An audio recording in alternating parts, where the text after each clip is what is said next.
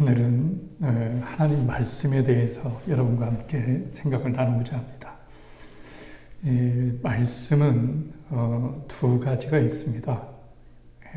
로고스의 말씀과 또 네마의 말씀, 이 두 가지가 있습니다. 말씀에는 힘이 있죠.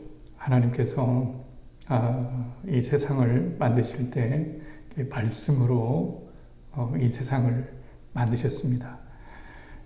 권위가 있다는 것은 말에 권세가 있다 하는 것과 마찬가지입니다. 힘이 있는 사람일수록 그 말은 현실화가 되는 것을 알 수가 있습니다.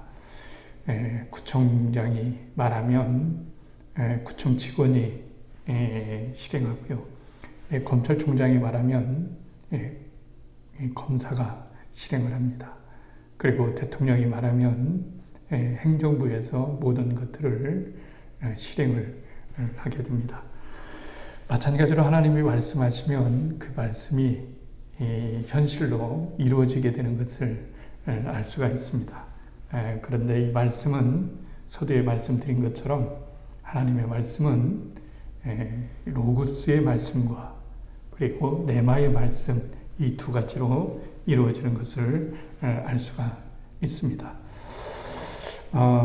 그런데 이 로고스의 말씀과 네마의 말씀이 무엇이냐라고 말을 할 때 로고스의 말씀은 쓰여진 말씀이고 그리고 네마의 말씀은 이 쓰여진 말씀이 내 삶 가운데 역사하는 믿음으로 현실로 나타나는 그런 하나님의 말씀의 능력이다. 이렇게 말씀을 드릴 수가 있습니다.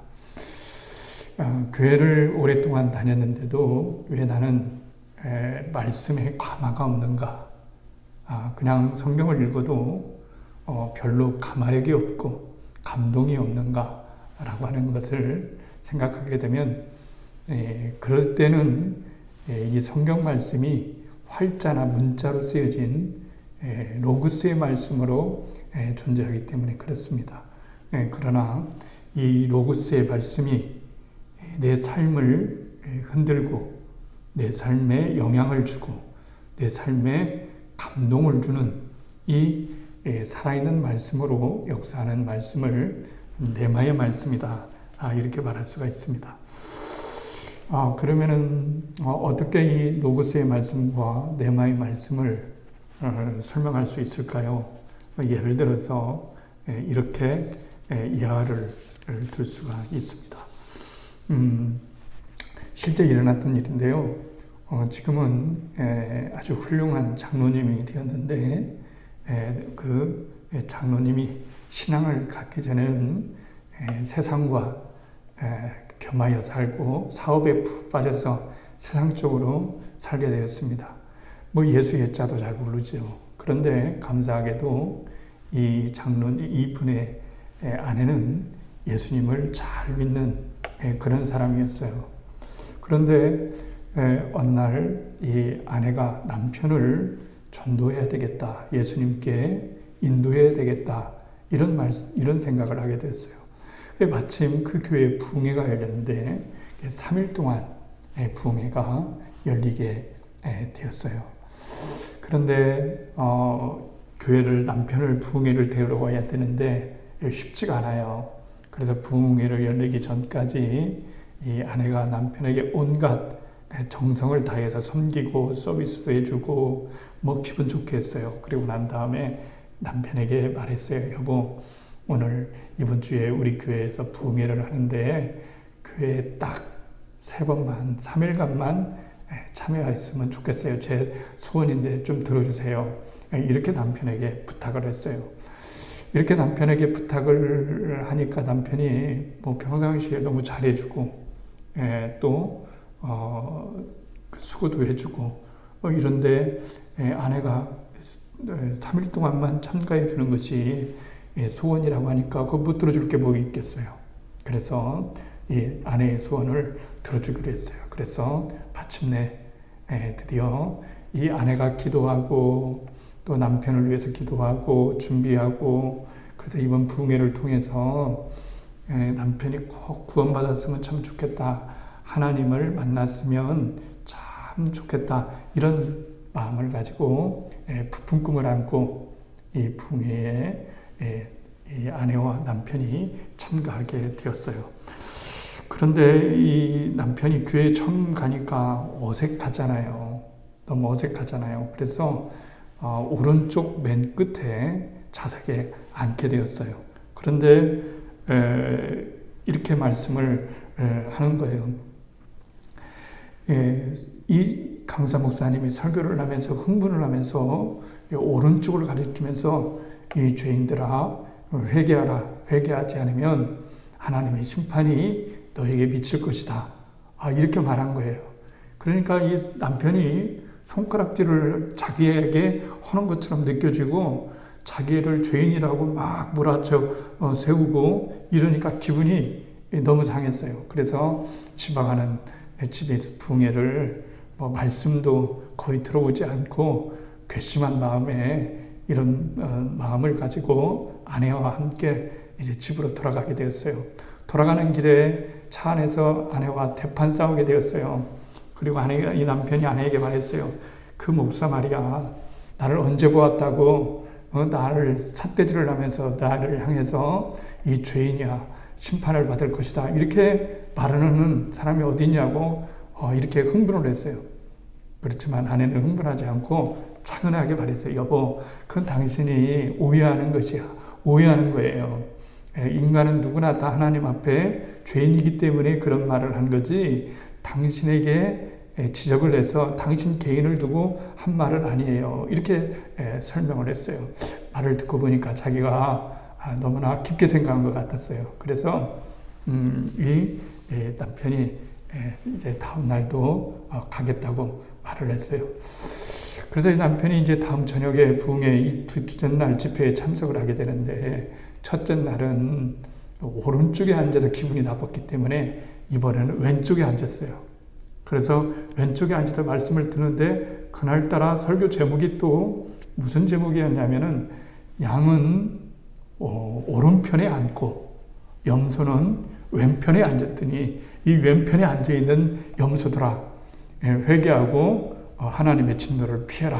막 흥분하면서 또 이제는 어제와는 다르게 왼쪽을 향해서 이렇게 삿대질을 하는 거예요. 그러니까 이 남편이 시험에 들은 거예요. 도대체 이 목사가 말이야 도대체 나하고 무슨 원한이 적길래 나만 보면은 죄인이라고 하고 이렇게 삿대질을 하는 거야. 그래서 그날 저녁에도 아내와 함께 대판 싸움에서 갔지만 아내는 흥분하지 않고 또 이렇게 잘 설명을 하고 당신한테 그런 거 아니니까 내일 마지막 한 번만 저녁 한 번만 더 갔으면 좋겠어요. 이랬어요.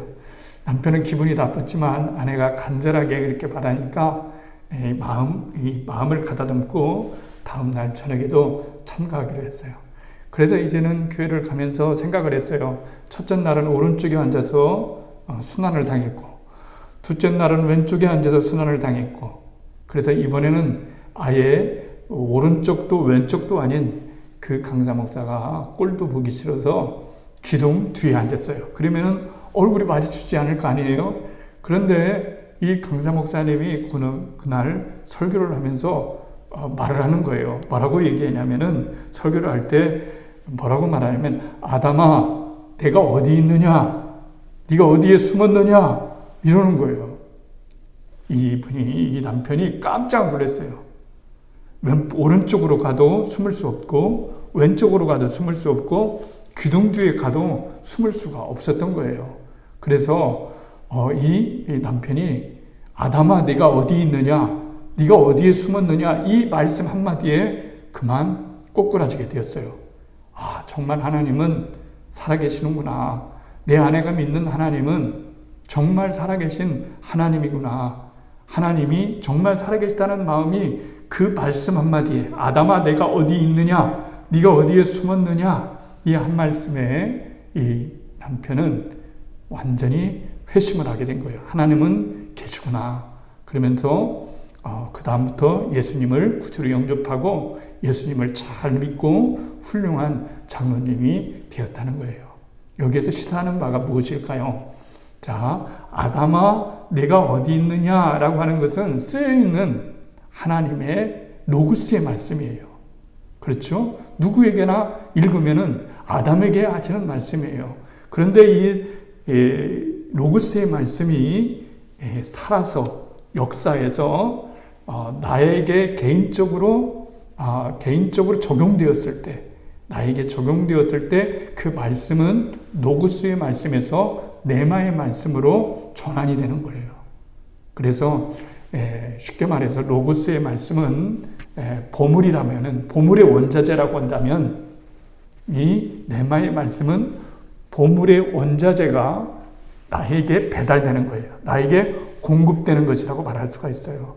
그런데 이 공급되는 과정에서 누가 어떻게 나에게 이 하나님의 축복의 말씀이 나에게 살아서 움직이는 그런 축복의 말씀으로 전달되느냐 하는 것은 성령님께서 해주시는 거예요. 그래서 우리는 하나님의 말씀을 읽을 때, 또 하나님의 말씀을 들을 때 오늘 들려지는 이 로고스의 말씀이 네마의 말씀으로 나에게 적용되어지고 역사하는 그런 말씀이 되게 해달라고 기도를 할 수가 있어야 됩니다. 성경의 하나님의 말씀은 살았고 그랬습니다.